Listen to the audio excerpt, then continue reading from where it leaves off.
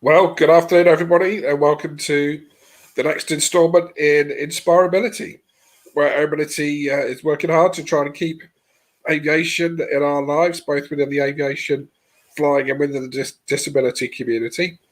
So, before I hand you over to our great host, John Windover, and Vice Chairman of Airability, to introduce our guest, you'll notice during the chat that a link will appear at the bottom of the screen.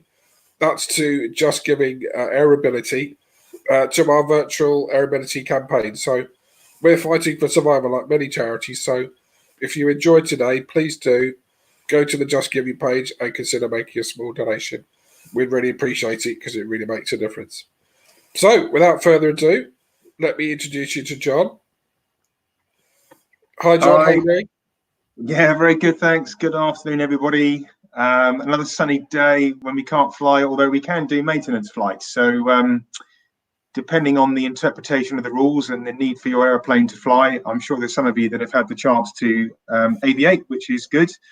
The start of the phase to returning back to normal, we hope, at least in terms of aviation. I've taken our new puppy for its first walk this morning, which was eventful, and I've had some clippers arrive from Amazon because I can't deal with this lock of hair anymore. So hopefully by next weekend you'll see a much different, hopefully decent haircut. So anyway, I'm thrilled to introduce our guest for this week. Tim Davies. Tim, how are you? I'm good, John. How's it going? Yeah, very good. Thanks. How's lockdown for you then? Loving it. This is the whole point, isn't it? Because the whole career is all about chaos. And that's the thing. That's the whole thing. It's all about chaos. So this is just chaos. This is my natural habitat. You know, we don't normality. I have a real problem leaving the service and living in the normal world, but this is fine for me. You know what I'm saying? It's all good. Yeah, no, I know. It's interesting. A good friend of mine said that you know, other than when you're on holiday with your family, you could be residing in the same house, but you just pass each other by. You know, the daily routine. It's so busy, and then it's occasions like this, isn't it, when we're forced together that you know, we appreciate the finer things. Well, hey, look, I'm gonna kick off everybody with our traditional way of welcoming our guests, and that's to read Tim's impressive bio. So what we'll do is we'll let Tim's life flash before his eyes in about 3.5 minutes, and then we'll crack on with some you know, fascinating highlights, Tim, in your career, and you know, I suppose equally as interesting is what you're doing now, you know, following your career in the Royal Air Force. So Tim actually joined the Royal Navy, so we'll let him off for that in 1998. So went through initial officer training at the Britannia Royal Naval College at Dartmouth, and went on to conduct professional warfare training on HMS Boxer, which is a Type 22 frigate. I can see it there. But he, you know, he saw the light and started flying training in 2000, and by 2004 was on the front line flying the Tornado on 12 Bomber Squadron at Lossiemouth. So we'll get to hear some fascinating stories about his time in Operation Telic, which was the UK contribution to the coalition presence in Iraq. What it's like to be an electronic warfare instructor. And what it's like to fly in red flag. You know, this is a huge, you know, NATO exercise in the US, which is the biggest war game in the world. So interested to learn about that, and what it means to be a TLP, a Tactical Leadership Program graduate. We'll then look at Tim's return to Valley as this time as a Hawk instructor, and then some time in Kabul, looking after the communications planning coming out of NATO into the media. I'm sure there'll be some very unique experiences there as well. Then back to Valley a third time, this time as a squadron leader and flight commander. So on the staff this time, looking after flying training, the fast jet flying training. A stint as a requirements manager on the future military flying training system, of course, which is now well embedded as part of the UK military training, and then the current pursuits that Tim's up to, which is a really interesting company called Fast Jet Performance, which is essentially helping people understand the mechanics of success and leadership and what that means. And we can see proudly displayed on your mug there, which involves such things as the spin recovery program, which sounds really interesting, you know, talking about mindset, motivation, you know, accountability. So plenty to get through. So there you go, that's your life in 3.5 minutes. But what I'm curious to know, and I'm sure everybody else is interested to know, is how it started. I mean, you entered the Navy initially, clearly flying was in your blood. Tell us those formative years and what inspired you as well. Yeah, so I did join the Navy, absolutely right. I wasn't very good at academics, obviously. I think I've spoken about this before. During my childhood, the area where we lived wasn't like a derelict there or anything like that, but there was a lot of distractions, and obviously I embraced most of those, don't get me wrong. So what I found was, although I did all right on my GCSEs and my A-levels, unfortunately I got 2 N's and an E, which didn't really, wasn't really going to put me in a fast jet cockpit, or any cockpit, of course, when you get exam results like that, which is why I'm so much into the virtues of hard work at the moment, because of what obviously happens if you don't and everything else. And that's what I speak to school kids about. So I was struggling. I did a flying scholarship. I was in the Air Training Corps at the time, which is now the Air Cadets. Did a flying scholarship with them on PA 28s at Kidlington. Got that. And then, of course, my A-levels weren't that great, so I applied to the Air Force. They told me to not apply again, which is fair enough, of course, because poor results. That's one of those things. The Air Force is very much into academics, whereas the Navy, as you'll probably see in a minute, is not so much. I'll explain that. So, of course, all I ever wanted to do was fly in the Air Force, and it was a bit of a shock to me. My father tried to get me into the Royal Marines because he was a Marine, and of course, you know, I kind of regret not doing that to this day to a certain extent, most definitely. But you know, you live and learn. You embrace what you did, of course. And then what happened is I decided not to repeat the A-levels. I decided to go to university to do an H&D. And doing the H&D led me on to a degree program, and then I put that effort in. I was in the officer training group at the time, and I managed to get my degree. But in doing so, I failed the first Admiralty interview board, which is fair enough. They told me to go away for a year, do some team sports. I did that, played rugby for Portsmouth, reapplied after 6 months. They said, absolutely come back. See, what the Navy's interested in here, John, to be honest with you, it doesn't matter so much about your failure. What it matters about is what you do with that failure. And I'm not here to chastise the Air Force. It gave me 15 years of a very worthwhile career, and I'm very, very grateful, of course. But the Air Force, it can pick and choose. It's the Air Force, right? It's got all the jets. The Navy really wants substance and character. And I'm very grateful for the Navy for taking me on board and putting me through Dartmouth, which I think was a fantastic education. And you can see Dartmouth right up here. There we go. That's Dartmouth there. I'm very proud of that. So that's a naval officer's sword there, King George VI. Obviously, I was a Dartmouth graduate. And so the first experience, as you said, of flying really was that flying scholarship, and that led me then into the life choices I made. So that's why it's so important, like for the Air Cadets to actually get flying, because if they don't get flying, and I think they are flying a lot more now, guys drift off, of course, and girls drift off. And they can do it. So that's my early days. Yeah, no, it's interesting because, you know, we spoke with Gary Waterfall last week, and we touched on the Air Cadets, and you know, and the importance of you know, setting air-mindedness off on the right course, because you know, now with you know, air shows you know, have reduced in number. I think the ability to get in touch with aviation perhaps is not quite as easy as it used to be, and so, you know, things like the Air Training Corps are just critical, and that was what set me off on my journey, and many others. And I think it is about the fact that you can join an organization and then realize your potential, which gives you the perfect entry into IoT, whether it's any of the 3 services. So yeah, I can well understand that. And then in terms of your transition then from the Navy to the Air Force, how did that work, and what was involved there? Right. So what actually happened, it was quite an interesting one. I was obviously in the Navy, I was going through flying training. So I was at the back end of Valley, really. So I'd gone through the whole of the Navy, obviously trained alongside the Air Force, as the Army do as well. So I'd gone through Barkston Heath on the Slingsby Firefly, the 260, I believe it was. And then I went on to Ducanos with all the Air Force guys, and I went to Valley and next to the Air Force guys, and there were a few of us Navy guys. And eventually what happened, my ground attack was better than my air defense, to be honest with you. And it just obviously was. So there were about 9 of us going on to Sea Harrier at the time. And of course, in 2003, the Sea Harrier is decommissioned. I might be out for a few months there. So there was nowhere really for us to go. And what the Air Force did, the Navy said, guys, all we can offer you is retraining on rotary. So going back to start at Shawbury, and that's going to be another couple of years. And I've been in the pipeline for about 5 years anyway at this point. because I did fleet time, and obviously Dartmouth is a year, whereas Cranwell's 6 months. It all adds up in the Navy, but it's it's a great place to be.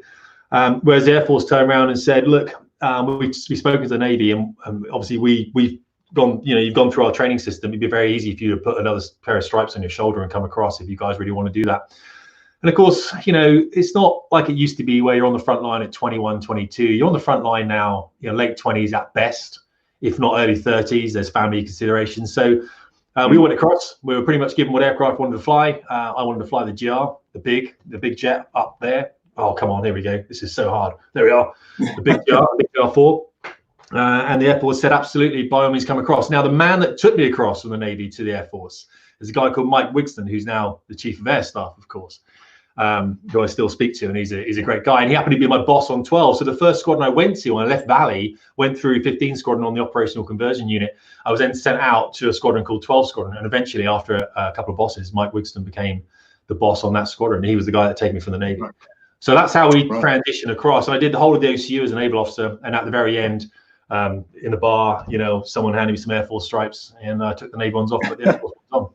It's interesting. Not yeah, and don't get me wrong, there's aspects about the Navy I really miss, but there's things about the Air Force that are fantastic. It doesn't matter really what you join, it really doesn't. So we're quite lucky. And in terms of we consider GR there, 617 Squadron, I believe. In terms of traditions and various little ways in which you conduct yourself in the bar between the Navy and the Air Force. Give us a few little bits on that. Well, I mean, it's quite interesting. Everyone has their own little bits. I mean, the Royal Marines are always in, well, either naked or dressed as women, for example, which is always quite amusing. So if you see a Marine in the bar, there's every chance he's going to have a wardrobe better than your wife's wardrobe. So what do the Air Force do? Well, yeah, it's very interesting, actually. The Navy have got a lot of things like Taranto and everything like that, which is steeped in a massive amount of history. That's why the Royal Navy is Her Majesty's senior service. That's exactly what it is. And it behaves like it sometimes, unfortunately. And no one's going to, people have a go at me for saying that, but it really does. And I think especially the way it addresses certain aspects of the way it looks after its people, it's a lot better now, of course. The Navy is something, obviously it's been cut to size over the years. It's a shadow of its former self. You could argue, although I think it's still an exceptionally powerful fighting force. It really is. So, I think we should be fiercely proud of that. In the bar, how do people handle themselves? I remember walking into the Lossiemouth bar once. We'd been night flying, and a couple of Harriers had come in. I was an Air Force officer at the time, and the Harrier pilots they diverted in, and they were sitting there drinking, some milk, and more than likely they had quiche for dinner. So even within the service, there's differences within forces as well. The GR4s, all we used to do is go around eating small children all the time and chewing on glass and things like that. So it's just the way things are different. I mean, there's a lot of history. There's a history, of course, with the Air Force as well, but the history with the Royal Navy is just goes back, centuries. It's fascinating, really, to get involved with, and I'm very proud of that. So when you walk into these wardrooms, you are looking around thinking there are so many great people that have ever lived before me. In the same way, for example, if you went into Odium, and this is just one of the bases, and it's a Chinook base, and you go into the bar, you go into a room behind that, you see the walls full of DFCs and AFCs, and it is humbling, especially for a jet pilot like me, to go into a place like that and just to see the sacrifice that so many of those rotary guys have made in the conflicts we've been fighting. And I genuinely do not think they've been fully recognized in doing that. I really don't. But, you might know my history with helicopters. I always say helicopters are evil. But when you look at what those guys and girls did over there, that needs to be written somewhere. That needs to be made into a film, as far as I'm concerned. Right. No, I agree. And it's interesting as well how, I suppose it was the Harrier that really pulled the Navy and the Air Force together operationally and through that, that training.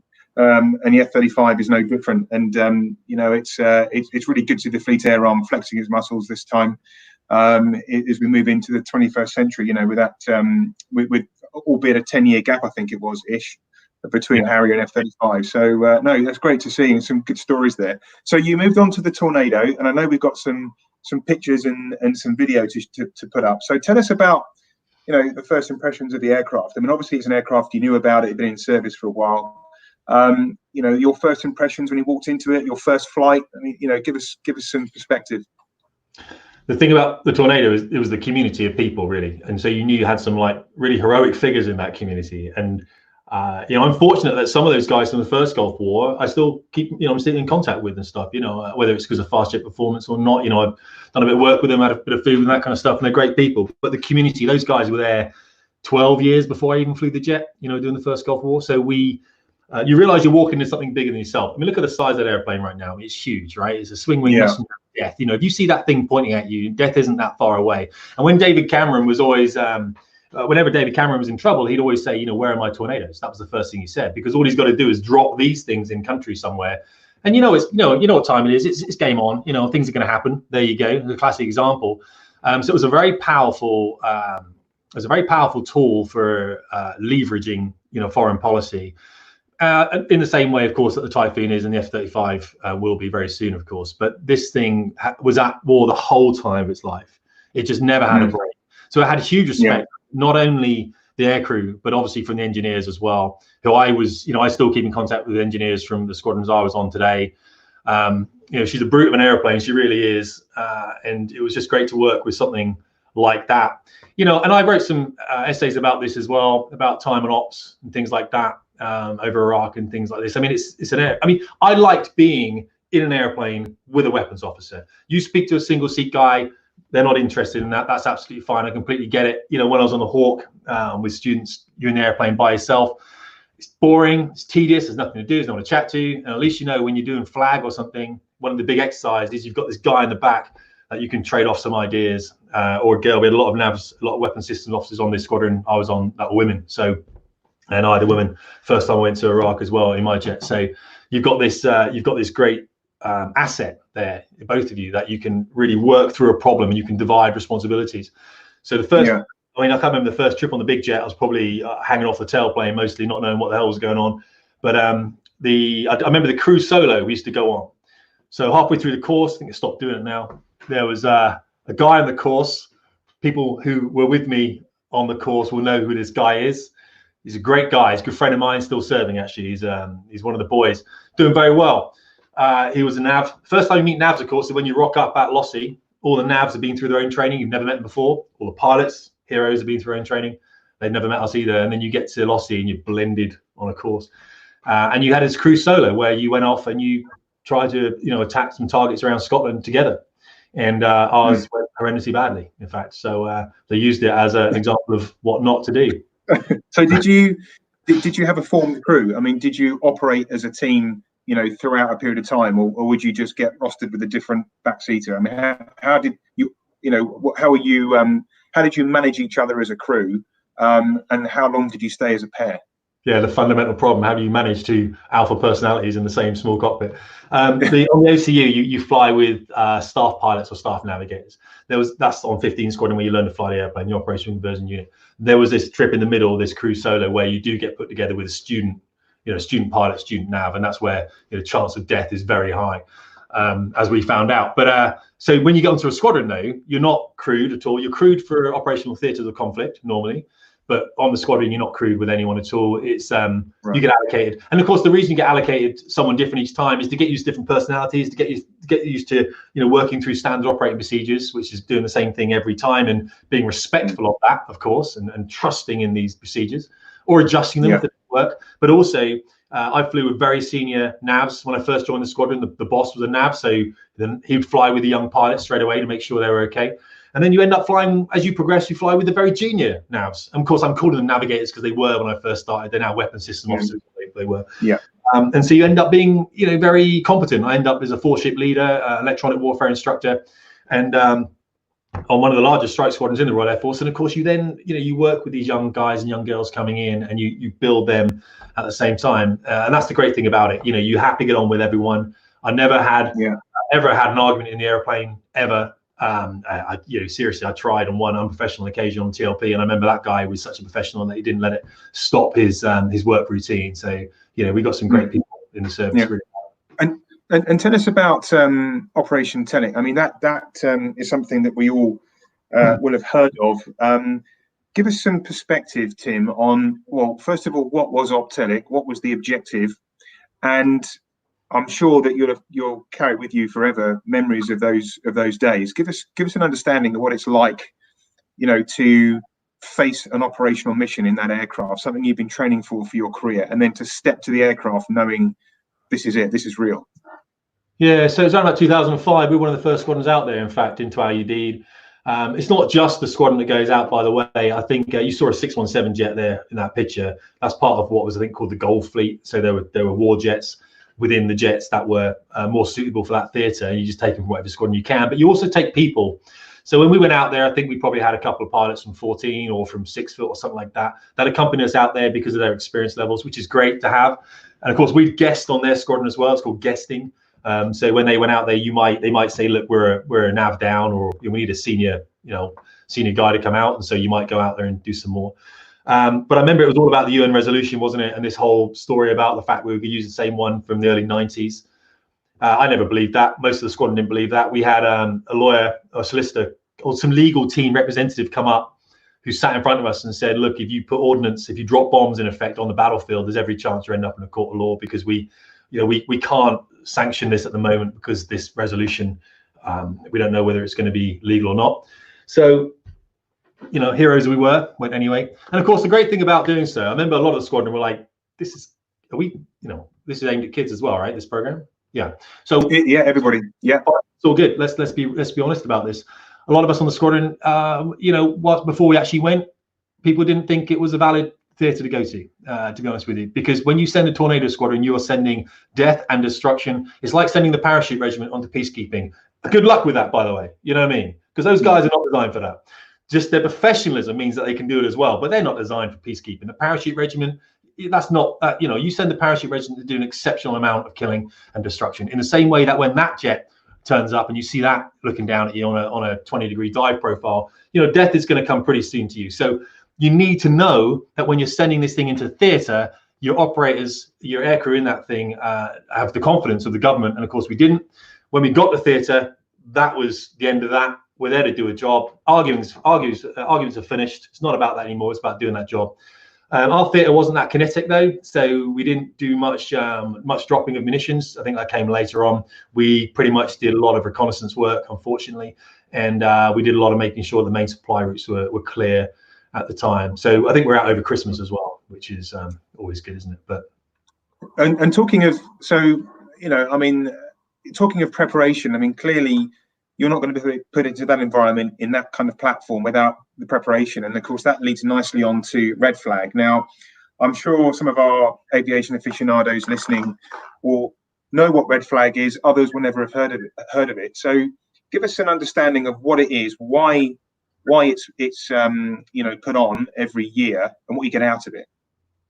Well, to be honest with you, I've heard that some squadrons aren't going to flag anymore. And of course, this comes down to I suppose an inability for us to field a lot of frontline squadrons at the moment, and the cost and the manning and everything else. We've got instructor issues, and of course instructors come from the front line. It's getting better, don't get me wrong. So flag is a multinational exercise. It's the closest you can come to war, most definitely. I think it's actually a bit more, than war sometimes, to be honest, from the flag I did anyway. It's a full-on brutal exercise where there's a lot of briefing, there's a lot of debriefing, there's a lot of aircraft in the same piece of sky. Mine was at night. I did a night flag, so I did night close air support, teaching close air support to some Israeli F-16 crews. And in the same kill boxes, we had Apaches, multi-target tasking, all sorts of things. But it was full on. It was hardcore, and you prep for it. You have to have a certain number of hours. I think it's like 500 hours before you can attend. It might be 250, can't remember. But you need to be competent in your platform you're flying, because people die, and people do die for real, like not coming back die. Like not dying, pretend die. Dying. Yeah. So, and that happens. You can go online, you can watch films of jets crashing into the ground because the guys are task saturated, most definitely. We did a lot of, as an electronic warfare guy, I did a lot of stuff with the surface-to-air missile systems out there, which was just fantastic for me. And we put a lot of guys through a lot of complex scenarios, and it's a great place to be, but you need to get there. When you are there, you need to think about what you're doing. Like, we can mess this up really, really quickly if we get this wrong. And now, what happens, you need to be normally a TLP graduate, so Tactical Leadership Program graduate, prior to going into flag. And that makes a lot of sense to me as well, because it's a stepping stone approach. TLP is a smaller exercise. It was flown in Florem when I did it. It's now in Albacete, I believe it is, down in Spain. Some of the boys I know are running that, which is pretty cool. So it's a smaller exercise, and you learn to make a lot of mistakes on TLP. And that's good, because when you make mistakes in flag, as I said, you know, they normally can be fatal. So yeah, that's interesting. And of course, you know, you've amassed you know, 2 or 3 years on the front line operating a frontline aircraft, and now it's your turn to step back, you know, and impart some of this knowledge as an instructor. So I believe you went to Valley after the tornado as an instructor. Obviously, we can, you know, there's a lot more to discuss about your time on staff when you return to Valley for the third time. But just give us an idea of what it's like to suddenly, you know, withdraw from the front line and then see these you know, guys and girls coming through who were at the stage you were at only a few years prior, being, you know, taught the you know, the techniques of operating an aircraft as a weapons platform. They've learned to fly. Now they're going on to fly seriously. Yeah, well, Valley was split in two at the time. You have to remember. So going back in the day now to 2007, I guess 2008. So I left the front line, and you get a choice really. You like, do you want to be a weapons instructor? Do you want to be a flying instructor? And if you want to be a flying, or do you just want to stay on the front line and, you know, get some more hours in? And if your frontline tour wasn't that awesome, you might want to stay on the front line and do a bit more time. Some guys do. I've got a lot of respect for that, by the way. But you have to remember, the front line's quite brutal. So right now, the Typhoon guys, they're spending probably 6 months away out of the country. So they've got QRA in the Falkland Islands. They've got Syria detachments, whatever it might be. It's not all in a oneer. It's like 2 weeks here on this course, a week down at Henlow to do this aeromedicine course. It's back to Cranwell to do some staff college course that no one cares about. And then it's like 2 months out in the Falkland Islands. So that affects the family. So it is quite brutal. So for me, getting off the front line was pretty cool. And I want to do something different. At the time, I figured I'd probably want to fly airlines, go to airlines in the end. And a flying instructor qual was better than a weapons instructor qualification, just how it was. So I pretty much picked Valley. You could pick Linton on Tucanos, and some guys did, and it's a great place to live. You know, York, don't get me wrong. I'm not saying Valley isn't a great place to live. I was there for a decade. But York has something called culture, and Valley kind of lacks maybe something like that, shall we say. Either way, back in the day, there was 208 Squadron, which was advanced flying training, and there was 19 Squadron, which was tactical weapons. And same, different sides of the airfield at the time, different sides of the airfield. And of course, you put in an aspiration. I said I'd like to go into 19 to teach weapons, please, on the T1, Hawk T1, and they choose and they look at your background and they decide whether you're best suited as a weapons instructor or as a qualified flying instructor. One is a qualified tactics instructor, QTI. The other was a qualified flying instructor. I'd asked to be a QTI, please. I want to go and kill things until they're dead, and they said no, you're too good looking. Go and be a flying instructor instead.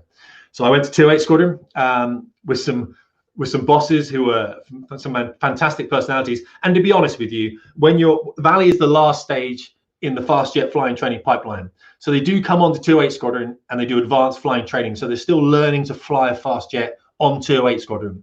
When they graduate from 208, they go across the other side of the airfield to the guys over there, good guys, and they learn to use the aircraft as a weapons system on 19 Squadron. That's how it was back in the day. It's changed. Well, it did change into 1 squadron, which is 4 squadron, and then it's changed back into 2 squadrons again. We'll talk about that a bit later on the Hawk T2. So for me, remember, it's still a workup. You don't go there and someone says you're an air instructor. You go there and someone says, now you've got to work really hard to get your B2 qualification. Then 9 months later, you've got to qualify into your B1. And then another year later, you've got to get your A2. And it's a hard exam, and I hated mine. I didn't like it at all. And I think a lot of stuff we were learning at the time was pretty worthless. It probably still is, to be honest. But it's being rectified now, and so it was a good place. And out of the whole of my career, I look back on the 208 days with the personalities we had there, some crazy cats, and what we were doing with the students, very responsible training. That's some of the best days I had. I'm very fortunate to have been able to instruct on the Hawk T1. I mean, some comedy stories. We don't want to go into them now, but you know, I bet there are. And what I'm going to do, I'm going to take the logical step here, and we're going to just leapfrog the time in Kabul. We'll come back to that in a second, because I think we're on a good roll here about Hawk. So you know, you departed Valley, and because you missed it so much, you came back again, but this time as staff. Now this really fascinates me. There's been some good programs on the telly about Valley. I think there was something on there a few years ago, you know, following students as they arrive to, you know, fly the Hawk for the first time up to being streamed. And my overarching impression, I have 2 impressions actually. The first one is you're under pressure for the whole time. And number 2, the Air Force is counting on you, because by this point you've cost the taxpayer a lot of money. Give us there's a lot to talk about here. There's your experiences as staff, but there's also, I suppose, because of your background and experience, your deep understanding of what's going through the students' minds as they come onto the squadrons. Yeah, you have to remember, I didn't do very well when I got to Valley as a student. So I did well through my elementary flying training. And there's a lesson for young people here as well, by the way. In the Navy, when I was going through elementary flying training, and we're going to talk about this, John, don't get me wrong, we'll talk about Valley here. It leads into Valley quite well. I've got this big thing about young people not getting what they want because they don't ask for it. They don't go after it. And I understand why that is. So I was a naval officer in elementary flying training on the prefects, on the Firefly, course. And what happened was all the guys on my course wanted to go and fly helicopters in the Navy, and I thought, well, that's what we do, cool. But I remember thinking, well, there's this Harrier thing that does this VIF, this NOS stuff. That seems quite interesting. Why can't I do that?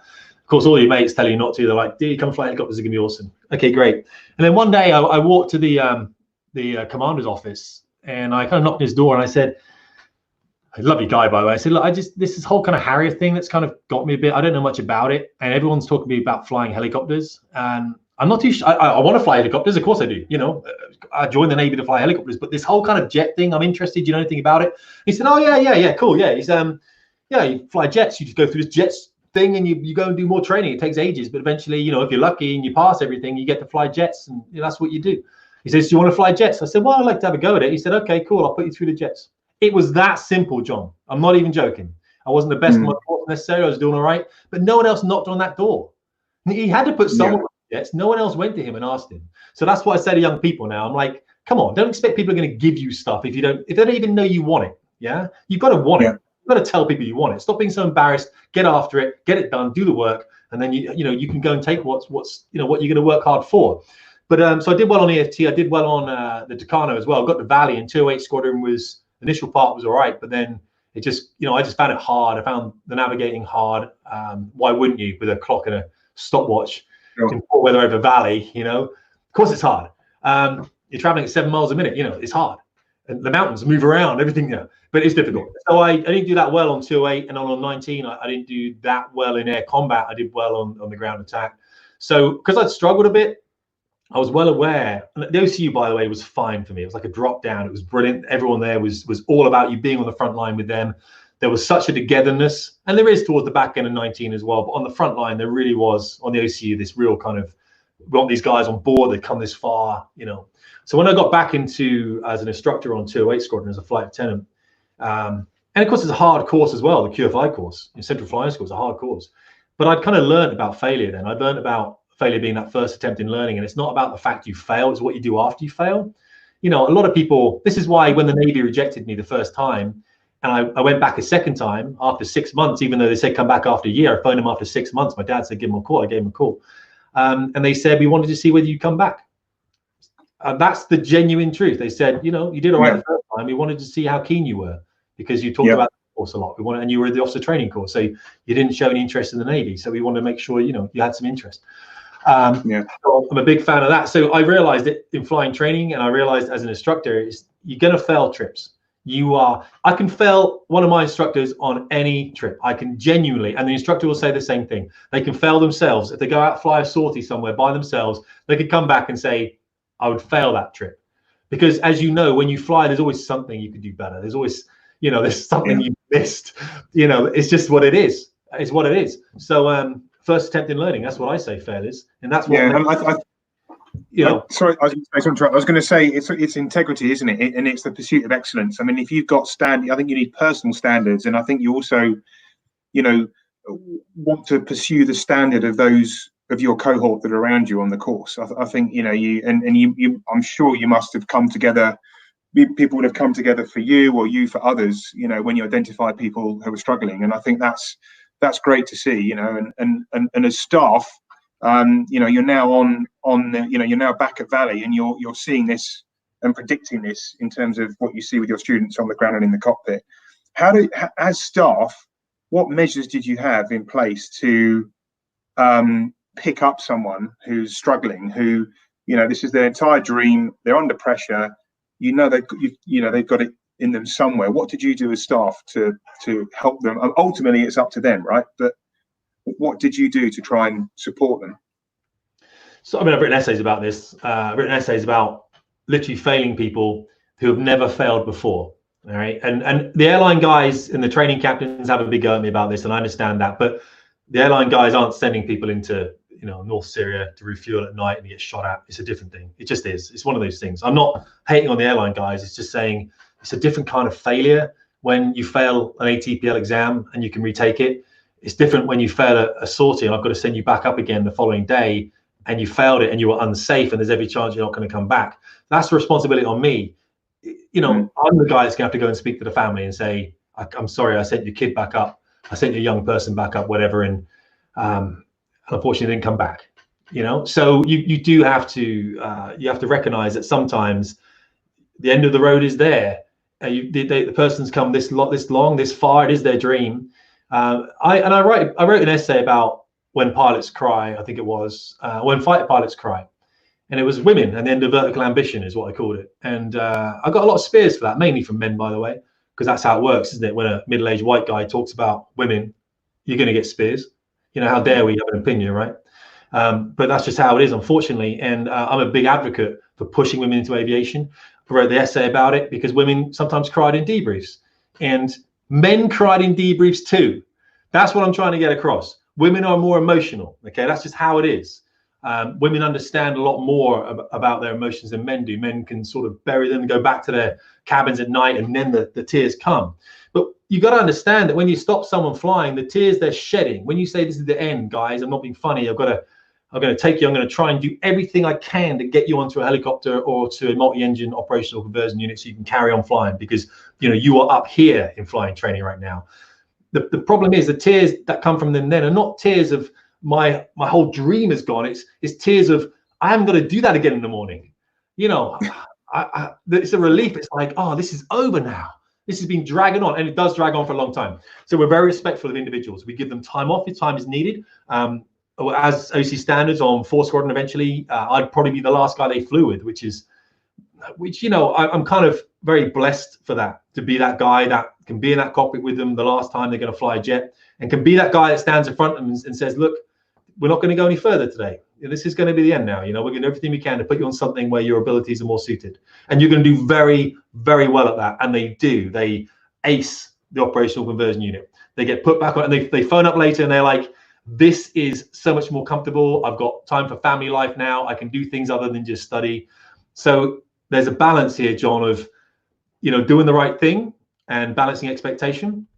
And sometimes it can be done earlier rather than later as well, if we see the opportunity. And I say opportunity because you can tell very early on whether someone, because you can look through the reports and they've always struggled at this phase, always struggled. You can see that a good instructor will always evaluate their previous performance of that individual. So yeah, I mean, unfortunately, my team and I, you know, there were people that we did remove, and I'd like to say there weren't that many, because the school and the way the Royal Air Force trains students is so it's done so well. It's such a close-knit community of people looking after each other that goes through. Because I mean, don't get me wrong, a student would kill me just as quickly as I'd kill a student if I got it wrong. So I'm respectful of the students' attributes, and they're respectful of mine.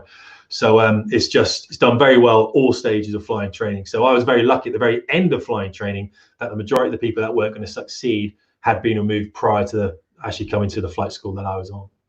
Yeah, that's really interesting perspective there, Tim. And I know we got some video, I think, of the Hawk T2, so Chad can get that going, because one of the questions I had was the difference between the Hawk T Mark 1, which you've trained on, and then now the Hawk T2, which you were, you know, obviously flying as well as you return to Valley. What's the principal differences between the two aircraft?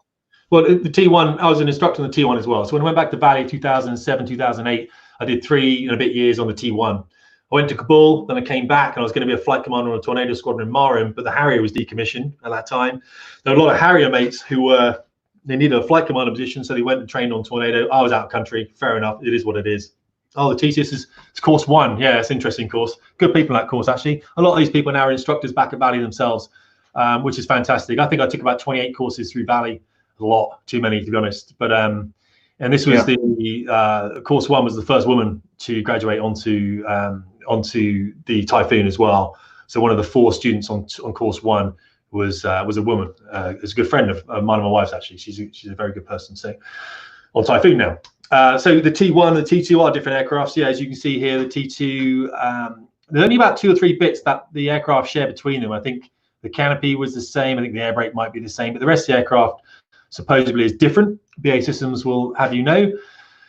The main thing about the T1, when you see inside a T1 cockpit, it's very Baker-like dials, like in an NG midget or an old car, like an old classic car. And in this aircraft, you're looking at a head-up display repeater on that screen there. There's 3 screens in the front, 3 screens in the rear, and there's a head-up display in the front. What you're looking at is a weapon system, by the way, in the same way the Hawk T1 was a weapon system. It can drop bombs, it can fire a gun, it can fire missiles. But on the Hawk T2, as well as being a weapon system, it's also a synthetic weapon system. So we don't drop anything live, it simulates everything. So now you can take your electronic warfare training range anywhere in the country.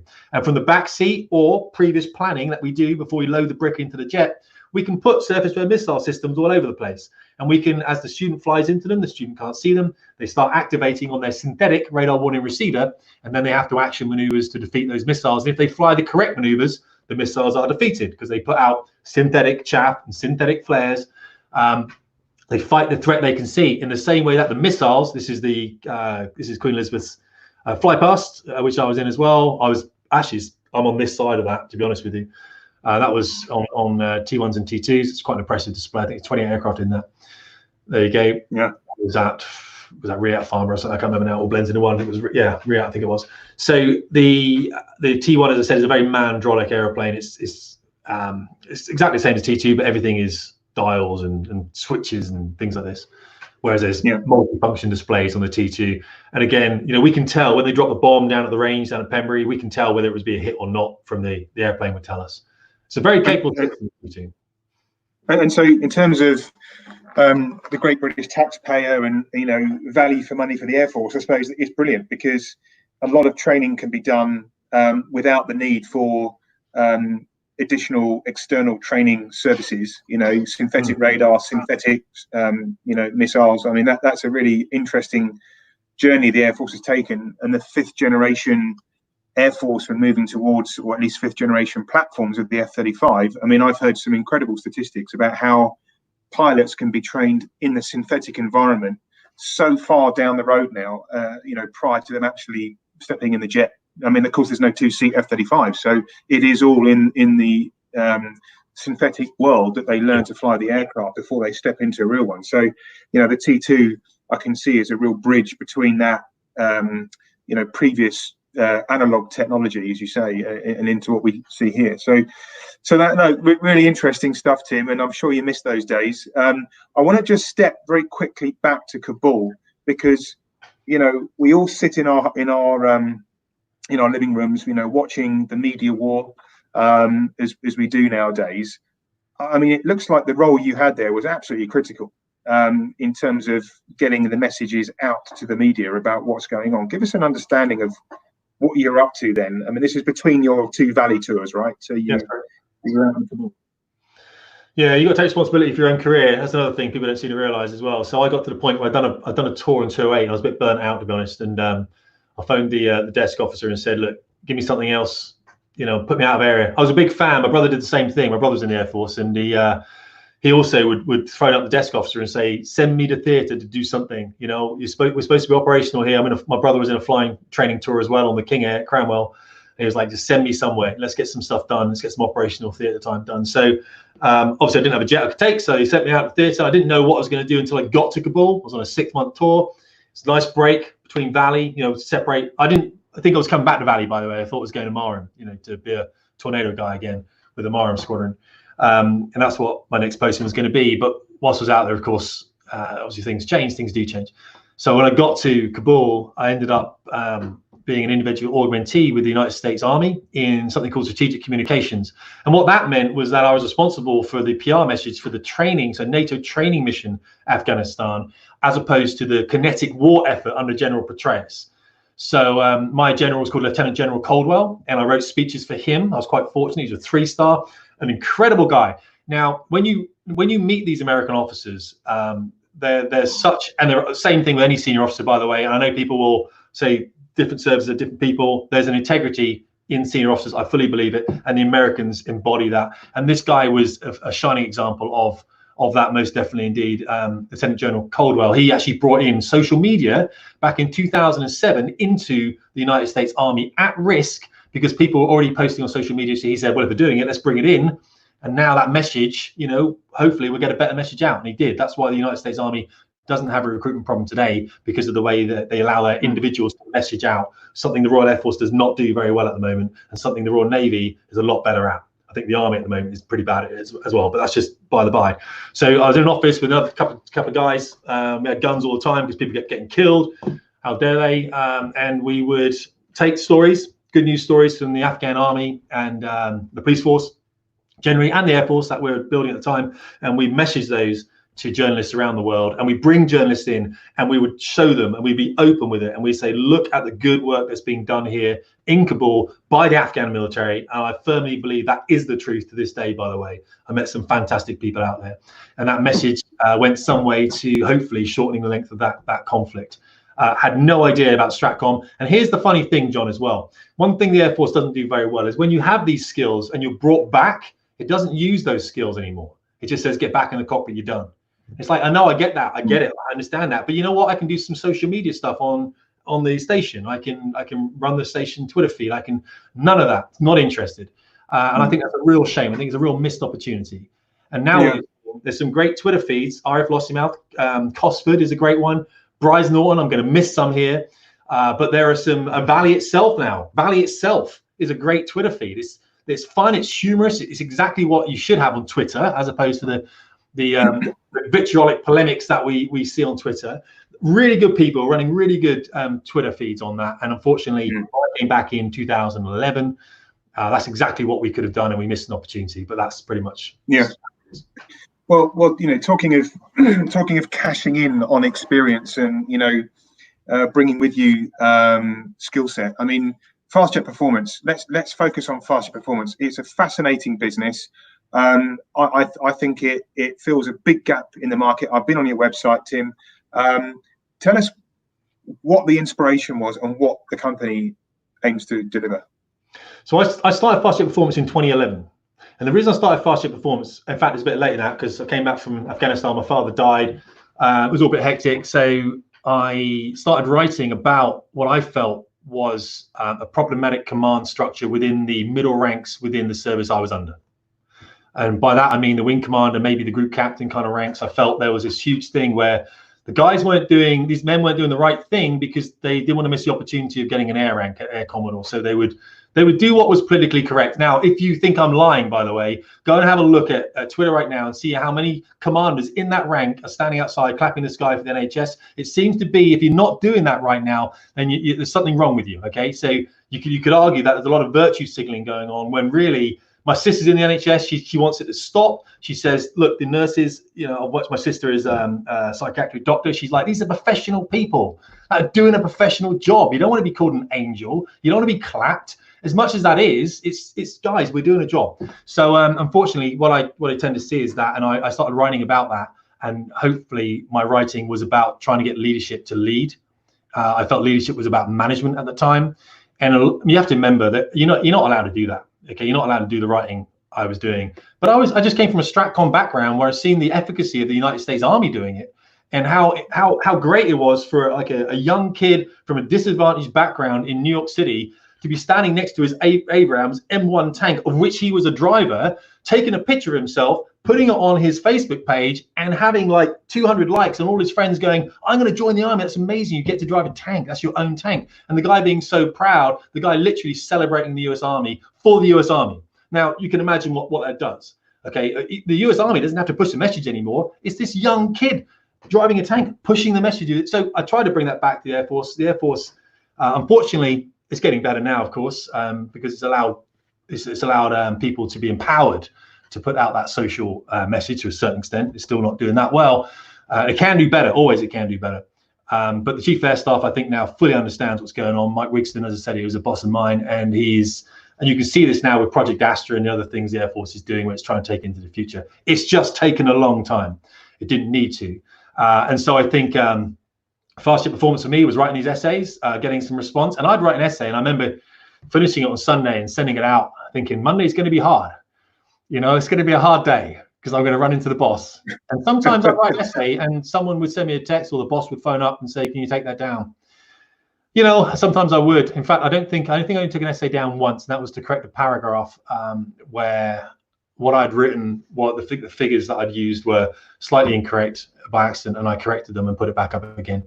By and large, bosses were generally all right with what I was writing. And of course, eventually now the Air Force republished a couple of these things. It appeared in Virgin Atlantic magazine, the one where I think I talked about almost killing my nav in a tornado. But the thing about it is that, John, is I'm a very open guy, and it was about ownership. And what I wanted to get across to the students when I was writing these essays was, look, if your senior flying instructor on your squadron can write about these things and can put his hand up and say, I made a mistake here, guys, by the way, then maybe you can do the same thing.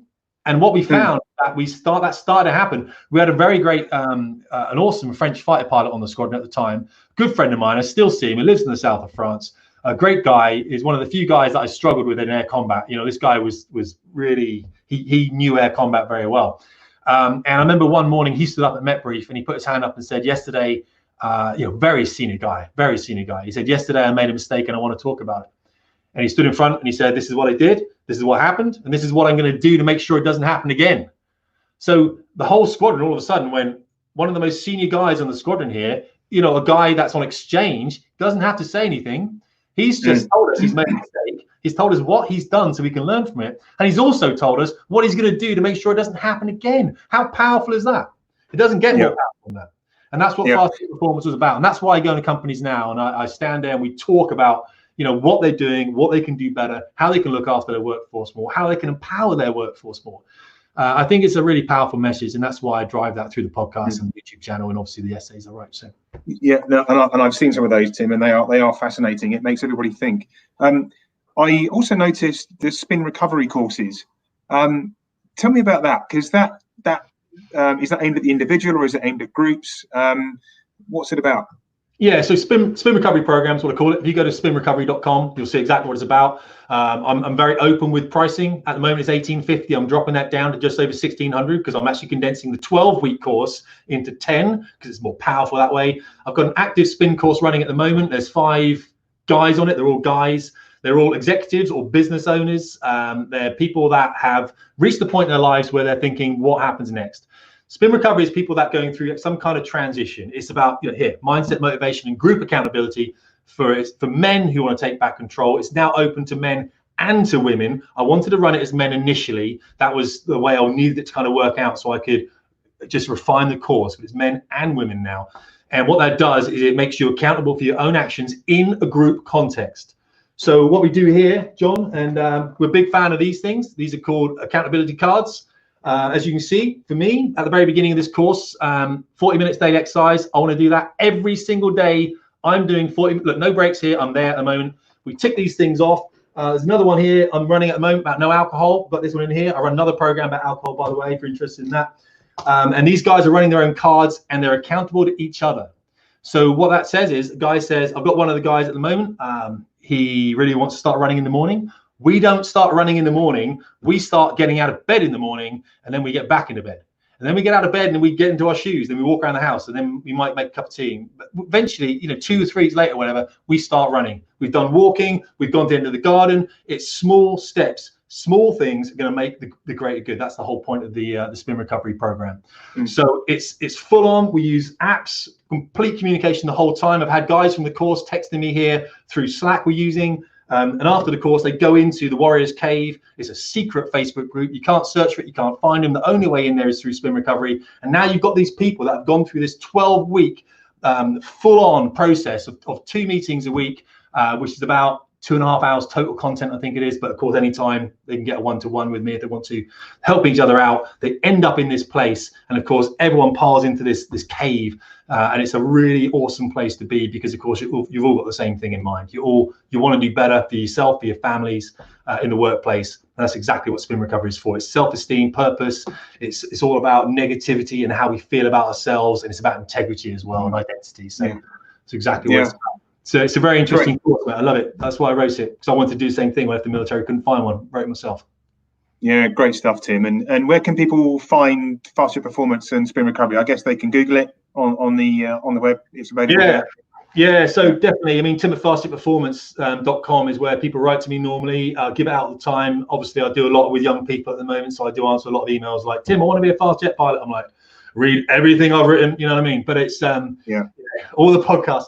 But I still answer a lot of that. I still do a lot of lecturing at schools. I was on an air cadet unit last night down at Bath on one of these. For those guys down there, Bath and the greater area, Weston-super-Mare and Bristol as well. So I'm very much into obviously pushing young people through those kind of things. But there is a gap though in the the 40 to 60-year-old market of people that are thinking that this is it, and it's not it. This is the start. That's what spin recovery is for. It's like you can be bigger and better than you ever thought. But you just need some kind of guidance. You just need some group accountability.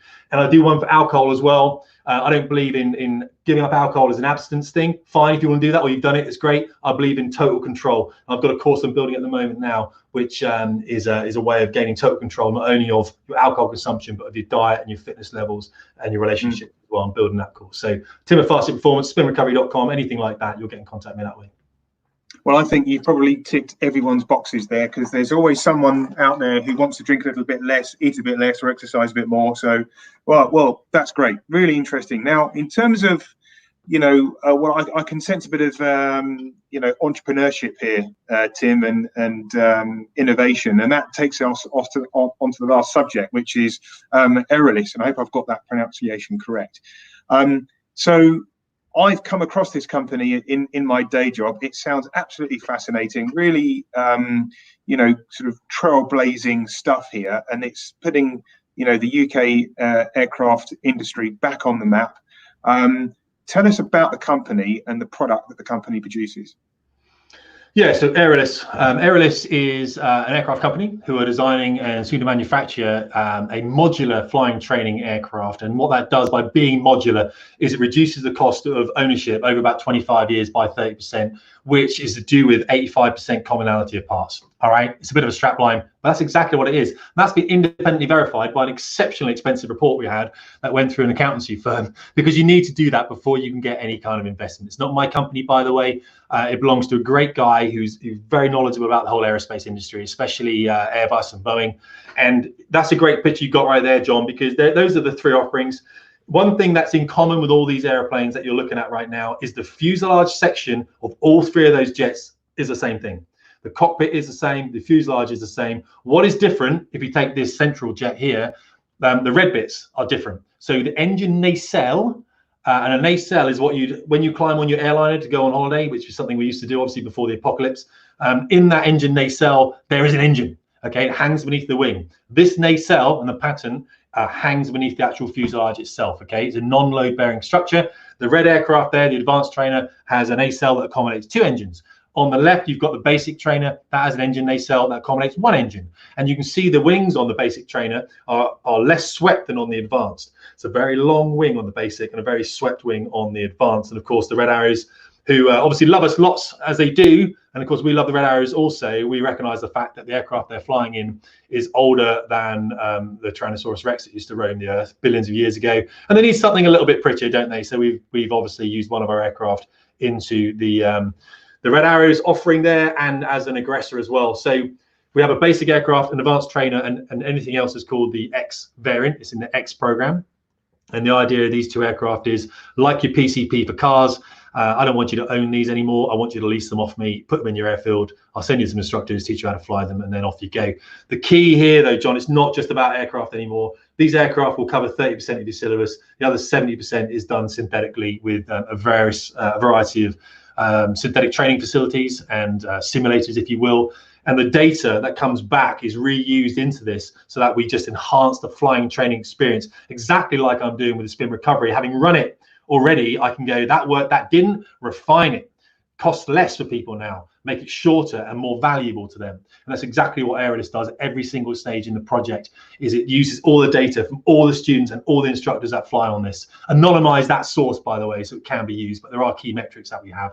And then what we do is refine the courseware as we go through. So it's, I'm not saying it's a revolution here, it's just the natural step in effect. If you think what happened to airliners, John, when you know, people were buying Boeings and they were buying Airbus, and then they had to buy Boeing spares, and they had to buy Airbus spares, and then airlines went, you know what, we're going to be a Boeing airline, or we're going to be an Airbus airline predominantly. It really simplified the supply chains because Airbus will use, you know, the same landing gear on all their aircraft. They just extend the fuselage a bit, and Boeing will do exactly the same. So it means that you've always got those supplies, and we just cannot afford now to go and buy an Aeromacchi M346 at 32 million, or you know, a T50 at, you know, 32 million for flying training. It's ridiculous. I think the Hawk T2 was 28 million. Ours coming in at half that cost because everything is inside it. It's a gamified system. It's not a weapon system. It never has any full release capability of any munitions whatsoever. It's purely synthetic, and that's why it comes in at half the cost of anything else out there. So we've got some great partners on board, some big companies like Thales, Atkins, some people like that. Are fantastic people within those companies as well that are really into the project, and we're in a funding round at the moment for around about we've closed out round 2 and round 3, so we're looking around about 40 million, I think, from the investors, which of course is coming in, but not as quickly as it would be if we didn't obviously lock down the entire world. Yeah, we're trying to build an aircraft, by the way. You know, locking down the world kind of gets in the way a little bit. Exciting stuff. You know, I mean, this you know, I'm trying to think of the last sort of, you know, I mean, I suppose it is the Hawk, isn't it, which flew in the late 70s. You know, that's the last pure British airplane. It's early 70s. You know, I mean, the aircraft's 45 years old. Yeah, and you know, and the interesting thing as well is that you're answering the call, because I know air forces around the world, you know, they've got reduced budgets, reduced manpower. They're looking at ways of being efficient, and they actually look at the way the airlines operate now, and they say, well, why couldn't we use a leasing model, because it's cheaper for us, we don't carry the risk, you know, we can pick off the shelf the services that we can you know, lease as well with the airplane, whether that's instructor pilots, maintenance, or whatever. So I think it's got legs, and I wish you very well with it. It's really, really exciting. We're chatting with about it and everything, so it's pretty cool. Yeah, so we've spent just over an hour on what has been a fascinating career, Tim. Particularly fast jet performance is what spikes my interest, and I'm sure, like others, I'm going to go away and just read some of those essays and you know, take advantage of this downtime to you know, look inwardly and learn some of the stuff that you've put down there. So really, really good work. We've got a bit of time for questions. I'm looking at the live chat here. I can see some familiar faces here, Liz from Airability, and Nick, and also Andy Owen. I know Andy Owen well. He's spent many years at Jefferson helping the RAF with their flying. So some questions that have come in here is a good one here. So how have you managed your own anxiety ahead of either a critical mission or a major event in your life? So that, I guess, is pointing towards the fast jet performance stuff. Yeah. No, I love that. Yeah, I wrote an essay about mental health because back in 2012, I had massive issues with it, and I was still flying at the time. I went to see a psychologist, and I'll tell you why, because you help out each other, right? So there was another flight commander, 3 flight commanders on the squadron, biggest squadron in the Air Force at the time, 80 people, should have been 2 squadrons, is now 2 squadrons, by the way, 4 squadron, flying this little jet. Oh, this way you do the screens, John. This jet here, that one there, that jet there, that's a 4 squadron. That one there. That was hassle, thank you. So another flight commander said to me, look, you know, I've been to see a psychologist in the Air Force, maybe you should see one as well. I did. Helped a little bit, but either way, you know, I kind of worked through a lot of these issues myself. So, but you know, we're talking some dark times, absolutely dark times. Now, before you go on like a flag mission, or before you go out in theater or anything like that, this is what you train for. Those aren't dark times. That's like, you almost want that. It's like, out here, this apocalypse, zombies running around, I'm all good. You know, this is chaos is what I did. And I'll be honest with you, about a year ago, this is why I wrote the Spin Recovery Program, by the way. I wrote this program for me, and I absolutely love it. So if you are in turmoil in your life, then give me a call. Because seriously, I walked into A&E in Hereford Hospital, and I had chest pains. My uncle had died at 57 the year before, and a few months before, and I thought, what is going on? I walked in there, had pains in the arm, really bad. And I sat down and said, if I'm just going to have a heart attack, can I sit here? Is that all right? They went, yeah, crack on. Saw a doctor eventually, ECG. And the guy said to me, he sat down, he said, what's going on? This is not, you know, many 45 don't walk into A&E thinking they're having a heart attack. I said, well, I'm just, you know, all this pain. It turns out I've been out of the service about a year and a half, John, all right? And this whole life out here and the way people work and the accountability and the integrity I was questioning. And for me, it was a confusing time. And the doctor said to me, he said, I get where you're at, because he sees loads of guys from Special Air Service and stuff, Hereford, you know. He said, this is very common. He said, you've come out of the military where the chaos in the military that I would see as a doctor, that's your normality. But when you come out here into the civilian world, this doesn't make sense to you anymore. You don't know who to trust. You don't know what, you don't. And when he said that, it kind of clicked to me a little bit. And I started doing work on myself that needed to be done. And it kind of lowered the anxiety levels. Eventually wrote the spin recovery program. As I said, I've got a spin team on that right now, another one queued up, ready to go. And it really helps out people. To be honest with you, dealing with those kind of anxieties, I find fitness helps. Alcohol does not help, guys. And I can talk you through that because I've done the experiment on this one at length, believe me, which is why I run courses on it at the moment as well, about alcohol control, not cessation, control. There's a reason for that as well. We can talk about that. So I find that just keeping yourself out there in nature, dropping this little thing off. What is that about? Get rid of this out of your life, okay? Have days where this doesn't feature in your life. Put this in a drawer, walk away from it, okay? Same with social, let's be honest, okay? Whenever you put something on Twitter, you're just waiting for someone to say something about it. And that's not always going to be good. I put something this morning on about the Belgrano, about an SR8 when I was in the Royal Navy. Very innocent thing. There's now this Twitter war going on about whether it was the correct thing to do. I never even said it was or it wasn't. It's like, this is the 2nd of May. And 2nd of May 1982 is when the Belgrano was sunk, and it was something that I'd written about before. So now this Twitter war in there that I've got nothing to do with, it causes my anxiety causes anxiety within me. So there are a lot of things we can do. One of the things that I talk about spin recovery as well a lot, and I don't want to talk about spin recovery, but it's about the power of the individual. You're not doing things for change here, John, because of your wife and kids. You got to get out of that mindset. It all starts with you. It's like when you have a fire in an airplane, smoke in the cabin, what do? You put the oxygen mask on first, because you're no use to anyone if you're unconscious on the floor. You can't even help your family. So you got to look after yourself. So I do a lot of work on myself. I have something called the Sanctuary, the morning routine. I teach this. It's about spirituality, activity, nutrition, and it's about commitments for the day. It's the first thing you do when you wake up. It takes about 30 minutes. It's very sbasic. I can talk anyone through that if they want to send me an email or something. Very powerful. It squares your day away. Once you square your day away and you look at what you might face in that day, all that anxiety comes down. Anything you face now, it's not a shock anymore. You've thought about it. You've planned it. I say to people, you can't get what you want if you don't know where you're going. There's no point looking at your sat nav when you're driving, expecting to get somewhere, unless you've typed that destination in first. You've got to know where you're going. Okay. Are you losing weight? Are you stopping drinking? Are you doing exercise? What is it you plan? You can't, we're just spread too thin across all these different networks, and we're not used to it. So I really just do a lot of work on myself. I'm not a meditation kind of guy, but I get out in nature a lot. You know what I mean? That's what I'd say. Yeah, no, that's very interesting, Tim, because particularly now, people are, facing uncertain times. There's a little bit more clarity, I think, now, as we've become used to it. But I watched a really good documentary actually on there's a race across the Atlantic, a rowing race, and it is individual pairs or four, I think. And this guy was interviewed, and he said, "Look, if I thought on the first day, what's ahead of me? I've got to row across the Atlantic Ocean. I can't reason with that, And with lockdown and what coronavirus, holds for us. I mean, we're winning the fight, but don't try and draw conclusions that you can't give a solid answer to. Just take every day as it comes, And so I think what you're saying there, really rings true. So there's I've got a couple more questions here. So favorite aviation movie and why? Changing complete direction. So I'm a Dougie Masters. I'm an Iron Eagle fan. Dougie Masters, Chappie Sinclair. Oh yeah, everyone's going on Top Gun. That was the original Top Gun. It came out before Top Gun in the same year. It has no respect. I think they made 5 in the end. And so that was, Snake Mountain, all that kind of stuff. He's in a little Cessna. Yeah. I think it was Art Scholl before Art Scholl died. Legend that Art Scholl was. He, I think he spun into the sea filming Top Gun, but he did the Cessna 152 scene at the very beginning of that movie. The rest of the movie is, don't get me wrong, but it's inspirational for a young guy to see, just to see that kind of flying and go, well, that's amazing. There's this underdog here that manages to get into the Air Force, which how ironic was that? Because that's exactly what happened to me.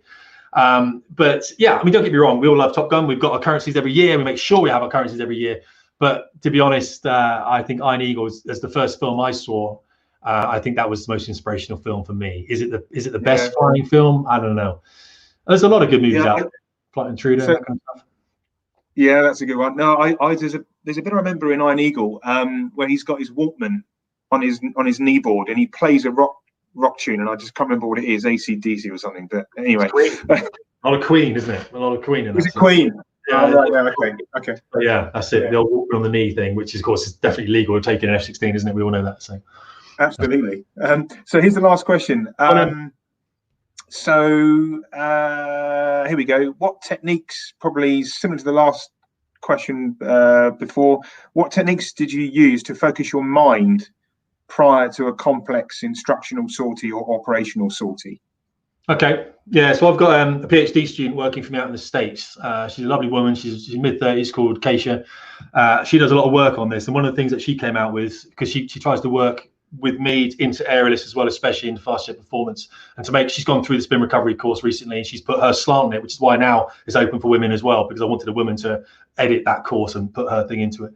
And she was saying that when I described what happens in the planning process for maybe a very complex 4-ship low-level sortie on the Tornado or whatever, I said it's full on, it's brutal, it's, everything's rushing. And I told her about this, and she said, no, actually, during this, there's a lot of mindfulness in that you're not seeing. And so she went through it, and I said, where? And she says, well, the bit where you're left alone to do the plan for the attack on that bit, you're by yourself. You're planning. You're not thinking about anything else. You're moving stuff around the screen. Mindfulness. She said the bit where you go and make tea for the other pilots and navigators, because everyone somewhere does. Mindfulness. The bit where you walk to the jet, you got your helmet on, you're in your bubble.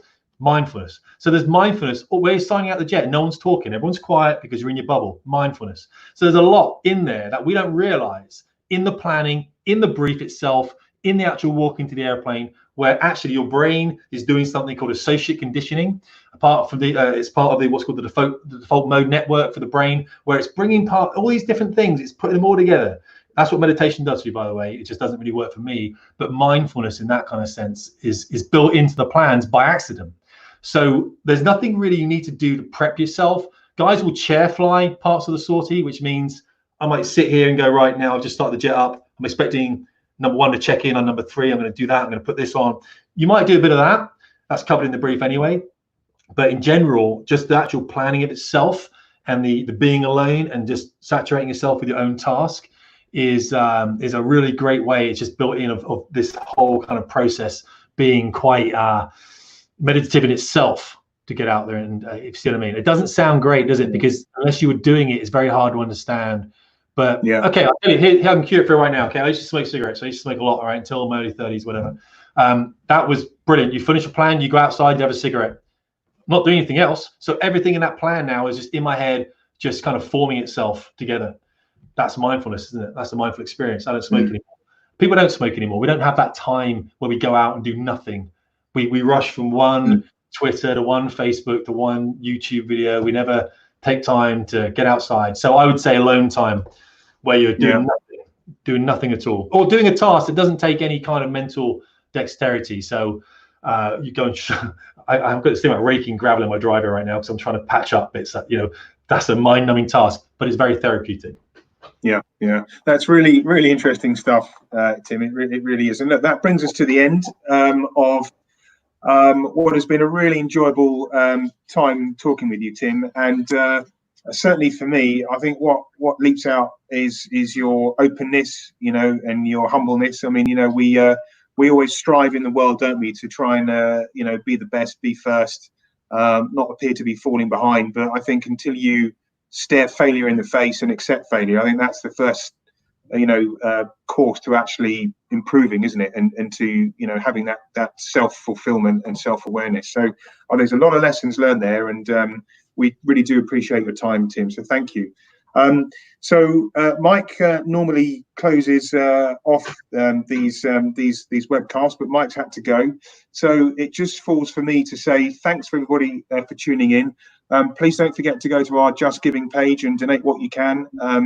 Airability is facing an uncertain future, and it's us trying to bring aviation back into the virtual world to keep us all engaged, until such time as we can, get airborne again. So whatever you can afford, it will be hugely appreciated. Have a wonderful weekend, everybody. Stay safe, and we have a very interesting Inspirability talk coming up. You can look at that on social media. But until that point, Tim, thank you. thanks very much for your time and for your, as I say, your wonderful stories of your career. And we shall meet again soon. Take care, everybody. Appreciate it, buddy. Thanks, man. Bye-bye.